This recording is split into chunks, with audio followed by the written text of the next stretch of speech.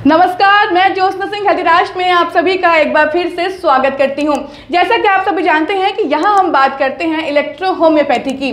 जी हां, electro homeopathy जिसे विश्व की 5वीं चिकित्सा पद्धति भी कहा जाता है, ये मानव शरीर के रोगों को जड़ से खत्म करने की क्षमता रखती है। साथ ही कैंसर के मरीजों के लिए इसमें अपार संभावनाएं हैं।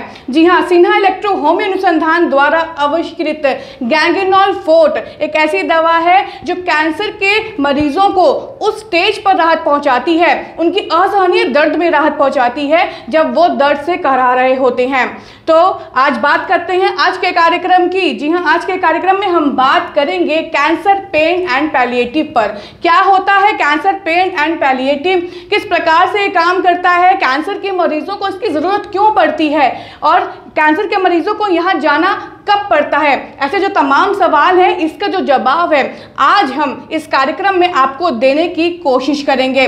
साथ ही जो कमेंट सेक्शन में आप लोग सवाल पूछते हैं उसमें से एक महत्वपूर्ण सवाल कि क्या ईएच डॉक्टर के अलावा क्या दूसरे जो चिकित्सा पद्धति के डॉक्टर्स हैं या हॉस्पिटल्स हैं, क्या वो cancer pen and palliative care centres खोल सकते हैं, इसका जवाब भी आपको आज इस वीडियो में मिलेगा। साथ ही आप सभी का हम तहे दिल से धन्यवाद करते हैं क्योंकि आप हमारे कार्यक्रम को बहुत सराह रहे हैं, उसे प्यार दे रहे हैं, आपके सभी जो शुभकामनाएं संदेश है हम तक पहुंच रहे हैं। आप सभी सब्सक्राइबर्स का, आप सभी व्यूवर्स का तहे दिल से धन्यवाद। और हाँ, जिन लोगों ने अभी तक हमारे चैनल को सब्सक्राइब नहीं किया है वो जल्दी से सब्सक्राइब कर लें और बेल आइकन को दबाना मत भूलिएगा क्योंकि जैसे ही हमारा कोई भी नया वीडियो अपलोड होगा उसका नोटिफिकेशन आप तक पहले पहुंच जाएगा। तो चलिए कार्यक्रम की शुरुआत करते हैं और हमेशा की तरह आपके सवालों का जवाब देने के लिए हमारे साथ मौजूद हैं सिन्हा इलेक्ट्रो होम्यो अनुसंधान केंद्र के उप निदेशक डॉक्टर प्रभात कुमार सिन्हा। आइए उनका स्वागत कर लेते हैं। डॉक्टर प्रभात, आपका हमारे इस कार्यक्रम में बहुत बहुत स्वागत है। जैसा कि हम बात कर रहे थे कैंसर पेन एंड पैलिएटिव पर, तो जरा हमारे दर्शकों को बताएं कि आखिर cancer pen and palliative concept आखिर है क्या और इसमें किस प्रकार का इलाज दिया जाता है। देखिए, पेन एंड पैलिएटिव जब हम बोल ही रहे हैं तो शब्द से ही इंडिकेट हो रहा है कि इसका मतलब क्या हो सकता है। पेन मतलब दर्द और पैलिएटिव का मतलब उपशामक। उपशामक का मतलब कि जब तक उसकी लाइफ की सर्वाइवल है उस मरीज की, तब तक उसके परेशानियों को उससे दूर रखें, क्योंकि पेन के अलावा भी और भी बहुत सारी परेशानियां आती रहती है उसमें। तो pain and palliative care actually उसी के लिए खुलता है कहीं भी। तो अभी हम बार बार कैंसर की जिक्र करते हैं, तो ये कैंसर फील्ड में भी पेन एंड पैलिएटिव होता है और भी डिजीज में उसमें भी पेन एंड पैलिएटिव केयर की ज़रूरत पड़ती है। यानी कि कोई भी बीमारी हो तो उसमें जब दर्द को लेकर कोई भी समस्या आती है तो इस तरह के सेंटर्स में जाने की आवश्यकता पड़ जाती है। बिल्कुल बिल्कुल। तो अगर हम बात करें भारत की, तो जो cancer pen and palliative centres हैं क्या हमारे भारत में भी होते हैं? हाँ, विश्व के साथ साथ हमारे भारत में भी pain and palliative care center आपको हर हॉस्पिटल में मिलते हैं और ख़ास करके बड़े बड़े हॉस्पिटल जो हमारे कैंसर हॉस्पिटल हो या और भी डिजीज से रिलेटेड जो भी हॉस्पिटल हैं उसमें पेन एंड पैलिएटिव केयर की एक यूनिट होती है। ये नॉर्म्स है हॉस्पिटल का कि मरीज जब उस अवस्था में चले जाएं तो जब पेन एंड पैलिएटिव की ज़रूरत पड़े तो उनके यहाँ वो व्यवस्था होनी चाहिए। तो जैसे कि आपने बताया कि जो हमारे हॉस्पिटल्स हैं वहाँ पर इस तरह के सेंटर्स जो हैं इसकी व्यवस्था होनी चाहिए। अब हम बात करते हैं यहाँ पे लगातार इलेक्ट्रो होम्योपैथी की, तो अगर हम इलेक्ट्रो होम्योपैथी की बात करें तो क्या इलेक्ट्रो होम्योपैथी चिकित्सा के अंदर भी इस तरह के सेंटर्स खोलने की ज़रूरत पड़ जाती है? इलेक्ट्रो होम्योपैथिक में cancer pen and palliative care की ज़रूरत तो पड़ती ही है।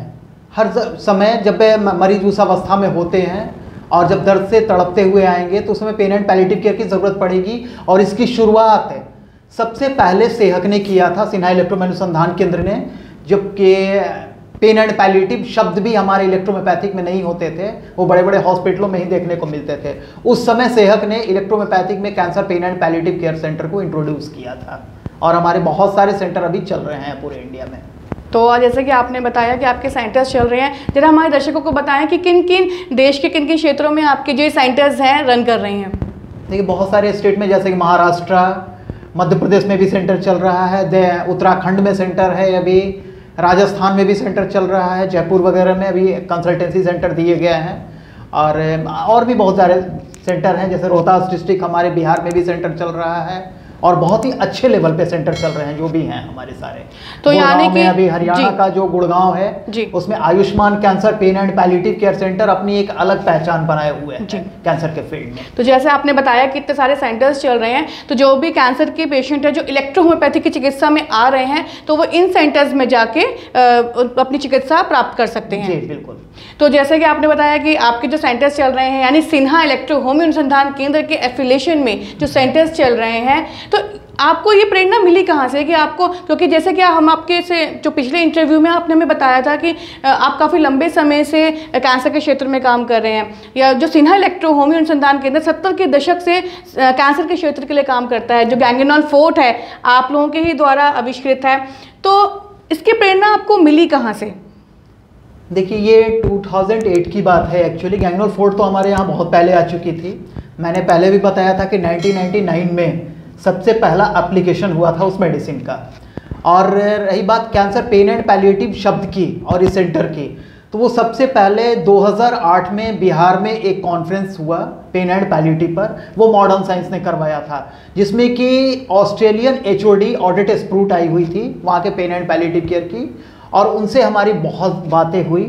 तो उन्होंने कहा, गैंग्रेनोल फोर्ट को मैंने बताया उनके बारे में कि गैंग्रेनोल फोर्ट हमारी साइंस में इस लेवल की मेडिसिन आ चुकी है, तो उन्होंने कहा कि डॉक्टर प्रभात अगर आप रियल में कैंसर पेन पर अगर काबू पा लिए तो वर्ल्ड के इकलौते इंसान बन जाओगे, क्योंकि कैंसरस पेन पर अभी हमारा पूरा मॉडर्न साइंस हो या कहीं भी दूसरे में मेडिकल सिस्टम में जब लास्ट स्टेज में जब पेन डेवलप करता है उस समय शायद हम अपने आप को असहाय महसूस करते हैं।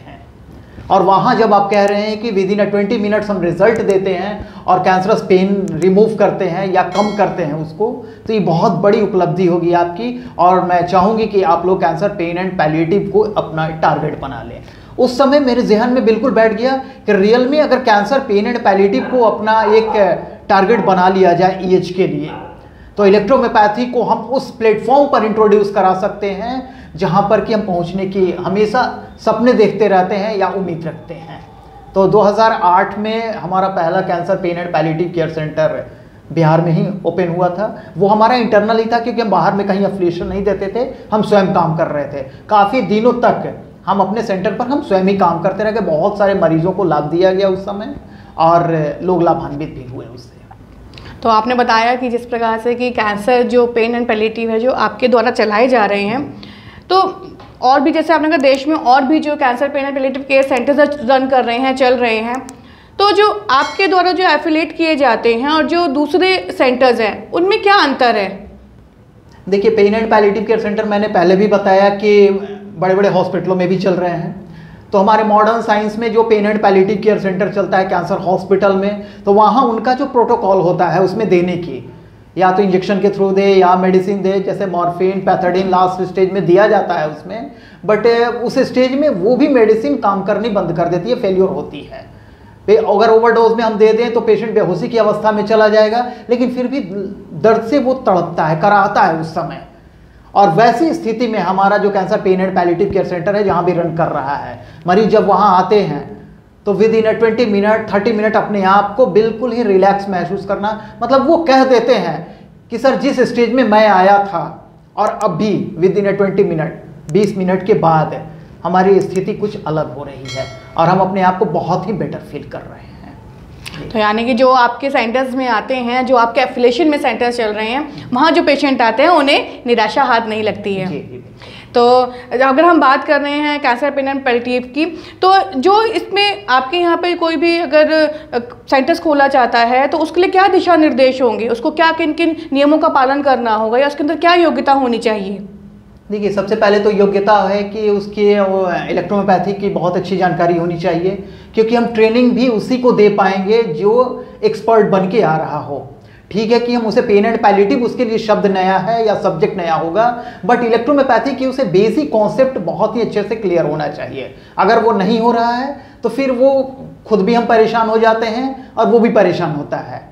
इसलिए अब हम लोग ऐसा नॉर्म्स बना लिए हैं कि जब भी pain and palliative care center के लिए रिक्वेस्ट लेटर आते हैं तो उस सेंटर की जहाँ से हमें देना है, जहाँ सेंटर देना है, उसकी एक स्क्रूटनी होती है, टेस्ट लिए जाते हैं कि रियल में हम जहाँ सेंटर देने जा रहे हैं वो सेंटर वहाँ पे चल पा रहा है कि नहीं, या अगर वो कैपेबल नहीं है तो उन्हें और कहा जाता है कि आप थोड़े से और स्टडी कर लें इस साइंस की, उसके बाद आप आ जाएं तो फिर मैं ट्रेनिंग आपको दे दूंगा।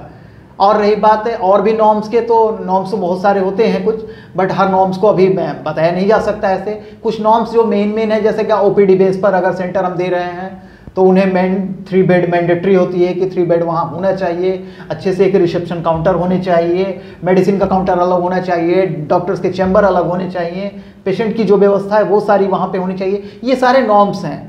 तो जब हमारे यहाँ सेंटर के लिए लोग आते हैं तो उन्हें सारे नॉर्म से अवगत कराया जाता है कि ये चीज़ है, इसको आप समझ लें अच्छे से, और उसके बाद आपको लग रहा है कि आप फुलफिल कर सकते हैं इसे, फिर हम आगे के लिए प्लान करते हैं कि इसको कैसे एप्लीकेशन दें, क्योंकि डॉक्यूमेंटेशन भी होता है। उसके बाद हमारे सेहत और उस सेंटर के बीच में एक एग्रीमेंट भी होता है लीगल। हमारे जो लीगल एडवाइज़र हैं एडवोकेट दुग्गल, उन्होंने इस पर बहुत ही एक अच्छे से इसका लीगल एग्रीमेंट का वो बनाया है अपना, और उस पर हमारे दोनों सेंटर और प्लस सेहत के दोनों के अथराइज्ड बॉडी के सिग्नेचर होंगे, और उसके बाद वो सेंटर अफिलिएट होता है फिर। तो जैसे कि आपने बताया कि एफिलिएशन प्राप्त हो जाता है इन दिशा निर्देशों का पालन करके, साथ ही जो आपके सेंटर्स में जो पेशेंट आते हैं वो निराश नहीं होते हैं। तो और हमारे देश के जो जितने भी राज्य हैं वहाँ पे आपके जो cancer pen and palliative centres चल रहे हैं, तो अब आगे की आपकी क्या योजनाएँ हैं, क्या इसका भविष्य देखते हैं आप? देखिए, कैंसर पेन एंड पैलिएटिव अपने आप में एक बहुत बड़ा सब्जेक्ट है, और जब ये प्रोजेक्ट को लॉन्च कराया गया था, हमारे अश्विनी चौबे जी हेल्थ मिनिस्टर ब्रांड एम्बेसडर रहे हैं इसके, पहले हेल्थ मिनिस्टर थे, अभी वो हेल्थ मिनिस्ट्री उनकी नहीं है, किसी दूसरे डिपार्टमेंट, आई मीन वो पर्यावरण मिनिस्टर बन चुके हैं, तो वो एम्बेसडर हैं इसके, ब्रांड एम्बेसडर। तो उन्होंने जब इसको इंट्रोड्यूस कराया था उसी समय हमने कहा था कि पूरे देश में cancer pen and palliative care centre अगर हर डिस्ट्रिक्ट में ओपन हो तो इलेक्ट्रोहोम्योपैथी की एक अलग पहचान बन जाएगी, इसकी गूंज होगी चारों तरफ, क्योंकि कैंसर के मरीज केवल बड़े बड़े शहरों में ही नहीं, छोटे छोटे शहरों में भी और छोटे छोटे कस्बों में भी हैं। क्योंकि बड़े बड़े हॉस्पिटल से जब कैंसर के मरीज हटाए जाते हैं उस समय वो अपने घर की तरफ रुख कर लेते हैं, क्योंकि उसके बाद उपाय नहीं होता है उनके पास, और जाकर वो छोटे कस्बे से भी आए होते हैं और बड़े शहरों से भी आए होते हैं।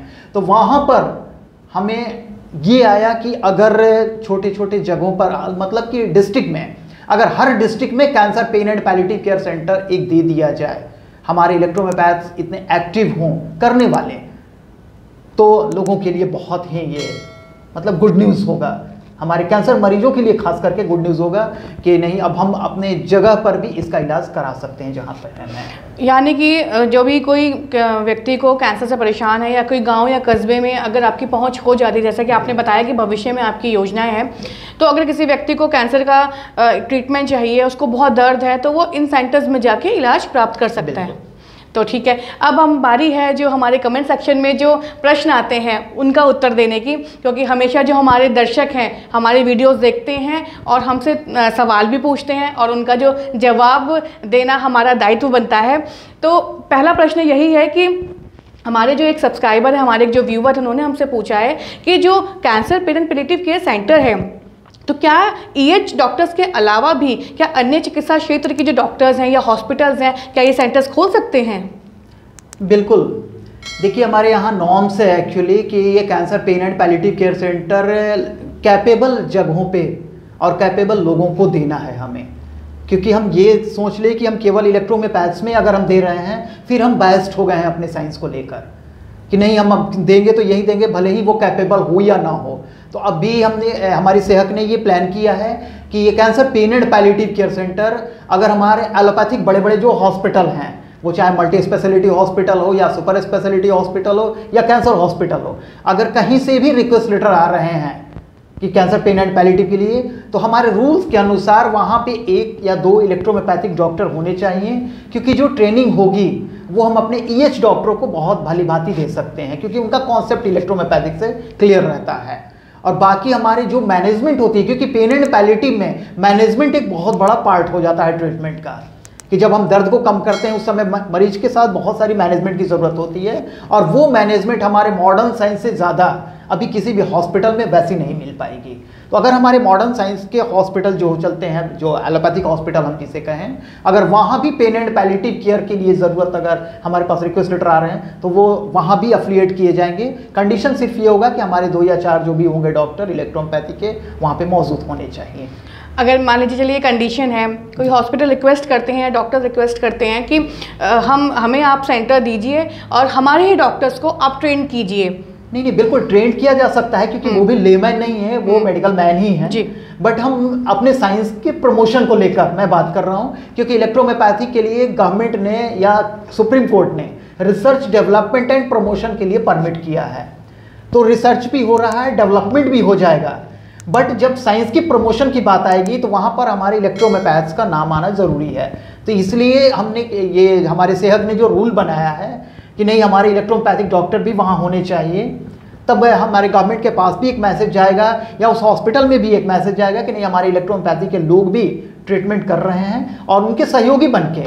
मैं ये नहीं कर रहा हूँ कि वहाँ जाएंगे तो वो वहाँ सुप्रीम बॉस बन के बैठ जाए। वहाँ जो भी ट्रीटमेंट कर रहे हैं, हमारे ऑन्कोलॉजिस्ट होंगे या जो वहाँ पे कैंसर देख रहे हैं मरीज़ को, वो रहेंगे, और प्लस साथ में उनके इलेक्ट्रोहोम्योपैथिक डॉक्टर भी, क्योंकि अपनी मेडिसिन के मास्टर ये खुद होंगे और उनको ट्रेनिंग दी जाएगी। और साथ साथ हमारे जो एलोपैथिक हॉस्पिटल, मॉडर्न हॉस्पिटल के भी जो उसके हैंडल करने वाले लोग होंगे पेन एंड पैलिएटिव केयर को, उनको भी बखूबी ट्रेनिंग दिया जाएगा यहाँ पे। चलिए, बिल्कुल हमें लगता है कि जो हमारे दर्शक थे उनको उनके सवाल का जवाब ज़रूर मिल गया होगा। और अगर आपके भी ऐसे ही कोई प्रश्न होते हैं, आपके मन में कोई भी शंकाएं होती हैं, इलेक्ट्रोहोम्योपैथी से संबंधित कोई भी आपका जानकारी आप चाहते हैं, जुड़ा हुआ प्रश्न है, तो आप हमें कमेंट सेक्शन में उसको भेज सकते हैं। हम यकीनन आपके सवाल को अपने कार्यक्रम में सम्मिलित करेंगे और आपकी जो शंका है, जो आपके जवाब है, हम उनको देने की कोशिश करेंगे। और हाँ, हमारे चैनल को जिन्होंने अभी तक सब्सक्राइब नहीं किया है वो जल्दी से सब्सक्राइब कर लें, क्योंकि बहुत सारी जानकारी है जो आप तक पहुंचनी अभी बाकी है, चाहे वो इलेक्ट्रोहोम्योपैथी हो, चाहे वो कैंसर हो। जी हाँ, कैंसर जैसी बीमारी जो पूरे विश्व के लिए चुनौती बनी हुई है, उसे छोटी से छोटी जो जानकारी है हम आप तक पहुंचाने की कोशिश करेंगे। तो जल्दी से हमारे चैनल को सब्सक्राइब कर लें और हाँ, बेल आइकन दबाना मत भूलिए। डॉक्टर प्रभात, एक सवाल और है, हमारे ही व्यूवर का ही है। उन्होंने ये पूछा है कि सेहत कहता है कि उसके पास इलेक्ट्रोहोम्योपैथी के रहस्यों एवं जैव ऊर्जा पर आधारित होने के सारे एविडेंस मौजूद हैं, तो वह उसे सार्वजनिक क्यों नहीं करते? देखिए, सार्वजनिक करने की जहाँ तक बात है तो इसे सार्वजनिक किया भी गया है, लेकिन किसके सामने किया गया है? अभी कुछ दिनों पहले हम हमारे एक फ्रेंड हैं, साथ में हम लोग मैनेजमेंट कोर्स में थे, तो उनका एक मैंने पोस्ट पढ़ा। उनका नाम भी मैं लेना चाहूँगा, मानवेंद्र गिरी नाम है उनका, रहने वाले बिहार बेतिया से। तो उनका एक पोस्ट था, बहुत ही वो मुझे टच किया एक्चुअली। उसमें लिखा हुआ था कि अपना इक्का तभी दिखाना जब सामने वाला बादशाह बैठा हो। तो सेहत ने अपने जो भी एविडेंस अभी तक दिखाए हैं, जैसे CDRI, डॉक्टर सेन पाठक, एम्स, डॉक्टर देव प्रसाद चट्टोपाध्याय, ऐसे ऐसे साइंटिस्टों के बीच में इलेक्ट्रोहोम्योपैथी को एनर्जी बेस्ड प्रूफ करते हुए और वो एविडेंस दिखाए हैं, क्योंकि विदाउट एविडेंस वहाँ पर कहीं भी एक्सेप्टेबल नहीं होगा ये सारी बातें।